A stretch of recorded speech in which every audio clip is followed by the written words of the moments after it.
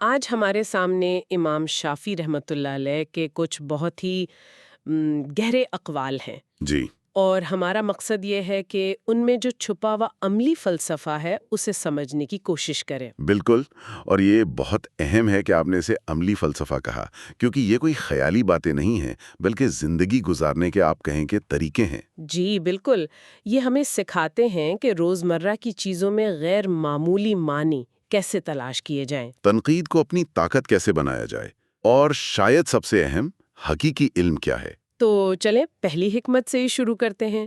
یہ کائنات کے مشاہدے سے متعلق ہے۔ جی امام شافی سے کسی نے پوچھا کہ آپ نے اللہ کو کیسے پہچانا؟ تو ان کا جواب کسی پیچیدہ دلیل میں نہیں تھا، بلکہ ایک عام سے پتے میں تھا۔ ہاں، شہتوت کے پتے والی مثال، وہ تو کمال کی مثال ہے۔ جی، انہوں نے کہا کہ شہتوت کا پتا دیکھیں، اس کا رنگ، ذائقہ، بو سب ایک جیسا ہے، جی لیکن جب اس سے بکری کھاتی ہے تو مینگنی بنتی ہے، جب ہرن کھاتا ہے تو مشک پیدا ہوتا ہے۔ جو دنیا کی قیمتی ترین خوشبو ہے، اور جب ریشم کا کیڑا اسے کھاتا ہے تو اس سے ریشم بنتا ہے۔ یعنی ایک ہی چیز، ایک ہی ان پٹ، لیکن آؤٹ پٹ دیکھیں کتنا مختلف ہے، اور صرف مختلف نہیں، بلکہ ان کے قیمت میں زمین آسمان کا فرق ہے۔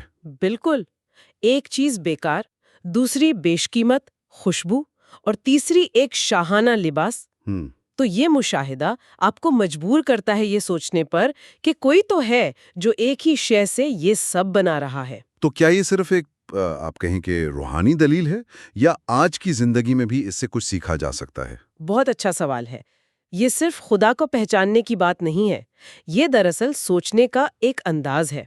یہ ہمیں سکھاتا ہے کہ چیزوں کو صرف سطح پر نہ دیکھیں۔ اچھا، اگر ایک آم سے پتے میں اتنی صلاحیت ہو سکتی ہے تو سوچیں ایک عام انسان میں کتنی ہوگی۔ یعنی موقع سب کو ایک جیسے ملتے ہیں، لیکن نتیجہ ہر ایک کا مختلف ہوتا ہے۔ جی بالکل، ویسے ہی جیسے وہ پتا بکری، ہرن اور کیڑے کے لیے ایک موقع تھا، لیکن نتیجہ ان کی اپنی صلاحیت پر منحصر تھا۔ بہت خوب۔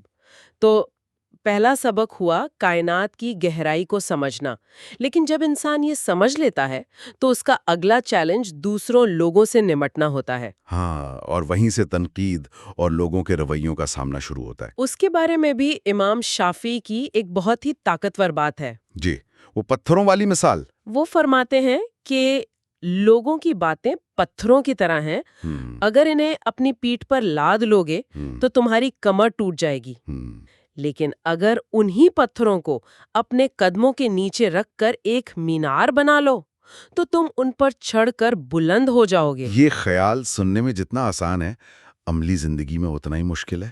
جی، میرا بھی یہی سوال تھا کہ کیا ہر تنقید کو سیڑھی بنایا جا سکتا ہے؟ ہم کچھ باتیں تو صرف حوصلہ شکنی کے لیے ہوتی ہیں نا، ہم ان میں تو کوئی سبق نہیں ہوتا۔ آپ نے بالکل صحیح نقطہ اٹھایا ہے۔ دیکھیں، یہاں مقصد یہ نہیں کہ ہر الزام کو سچ مان لیا جائے۔ اصل فن ان پتھروں کو استعمال کرنے کا ہے۔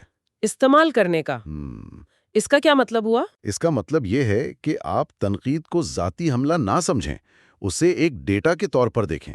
اچھا، جب کوئی پتھر پھینکتا ہے تو آپ زخم کھا کر بیٹھ نہ جائیں، اس پتھر کو اٹھائیں اور دیکھیں کہ یہ کس کام آ سکتا ہے۔ اگر اس میں کوئی سچائی ہے، چاہے 1% ہی کیوں نہ ہو۔ تو اسے اپنی اصلاح کے لیے استعمال کریں۔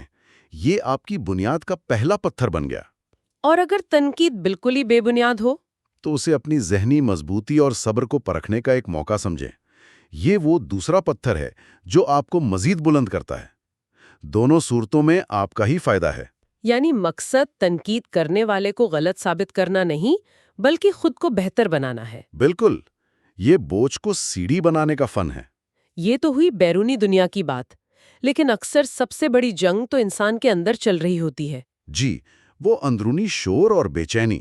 اس اندرونی سکون، یا جسے امام شافعی نے دل کی روشنی کہا ہے، اس کے بارے میں ان کا کیا کہنا ہے؟ وہ اس پر بہت زور دیتے ہیں۔ ان کا ایک قول ہے کہ دل کو روشن کرنے کے لیے 3 چیزیں ضروری ہیں۔ 3 چیزیں کون سی؟ پہلی، غیر ضروری گفتگو سے پرہیز۔ دوسری، گناہوں سے دوری۔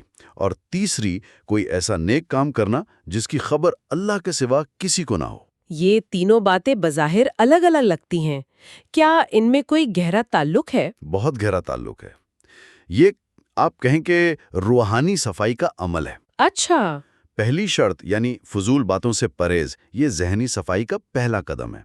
جب انسان بہت زیادہ بولتا ہے یا سنتا ہے تو اس کا ذہن بکھر جاتا ہے، فوکس نہیں رہتا۔ اور آج کل سوشل میڈیا کے دور میں تو یہ سب سے بڑا چیلنج ہے، ہر وقت غیر ضروری گفتگو۔ بالکل، اور جب آپ فضول باتوں سے بچتے ہیں تو گناہوں کے موقع خود ہی کم ہو جاتے ہیں۔ کیونکہ بہت سے گناہ زبان سے ہی ہوتے ہیں، غیبت، جھوٹ۔ جی، تو جب ذہن اور زبان پاک ہوتے ہیں تب دل میں گنجائش پیدا ہوتی ہے۔ تیسری شرط کے لیے، یعنی چھپی ہوئی نیکی کے لیے۔ جی، وہ نیکی جو دکھاوے کے لیے نہ ہو، جو لوگوں کی تعریف کے لیے نہ ہو، وہ خالص ہوتی ہے، وہ انسان کی انا کو توڑتی ہے۔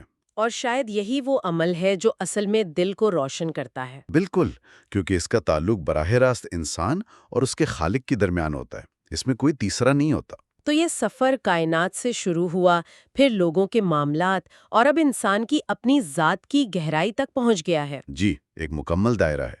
ہمارا آخری نقطہ علم اور جہالت کے فرق پر ہے۔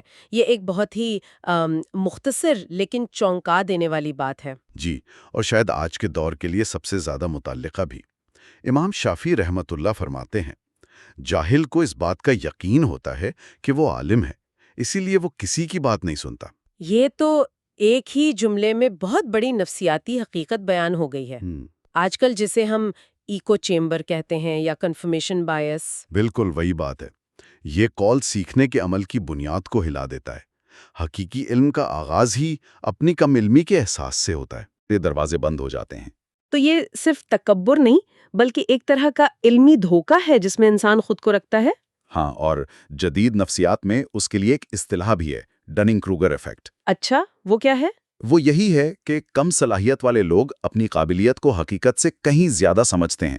وہ نہ صرف غلط ہوتے ہیں بلکہ ان میں یہ سمجھنے کی صلاحیت بھی نہیں ہوتی کہ وہ غلط ہیں۔ تو امام شافعی نے صدیوں پہلے اس نفسیاتی کیفیت کو ایک جملے میں بیان کر دیا تھا۔ جی، جو شخص خود کو پہلے سے عالم سمجھ بیٹھا ہے وہ اپنی رائے کے خول میں قید ہو جاتا ہے۔ کوئی بھی نئی بات، کوئی بھی مختلف نظریہ اسے اپنی ذات پر حملہ لگتا ہے، اور وہ اسے سننے سے ہی انکار کر دیتا ہے۔ اور یہی جہالت کی سب سے خطرناک قسم ہے، کیونکہ یہ علم کا لباس پہنے ہوتی ہے۔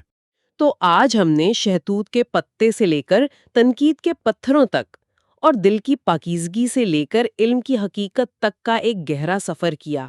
یہ وہ اصول ہیں جو واقعی ہر دور میں ایک بامانی زندگی گزارنے میں مدد دے سکتے ہیں۔ جی بالکل۔ اور یہ گفتگو ایک اہم سوال پر ختم ہوتی ہے جس پر شاید ہم سب کو سوچنا چاہیے۔ وہ کیا؟ اگر جاہل کی نشانی یہ ہے کہ اسے اپنے علم پر مکمل یقین ہوتا ہے اور وہ کسی کی نہیں سنتا، تو سوچنے کی بات یہ ہے کہ ہماری اپنی زندگی میں، ہمارے کام میں، ہماری رائے میں وہ کون سے ایسے شعبے ہیں جہاں ہم اس قدر یقین میں مبتلا ہو گئے ہیں کہ ہم نے دوسروں کو سننا ہی چھوڑ دیا ہے۔ یہ بہت گہری بات ہے۔ وہ کون سی ایسی باتیں ہیں جن کے بارے میں ہم سمجھتے ہیں کہ بس اس پر مزید کوئی بحث نہیں ہو سکتی، اور اگر ہم ایک لمحے کے لیے رک کر اپنے اس یقین کے خول سے باہر نکل کر دوبارہ سننا شروع کر دیں تو کیا کچھ نیا سیکھنے کا امکان پیدا ہو سکتا ہے؟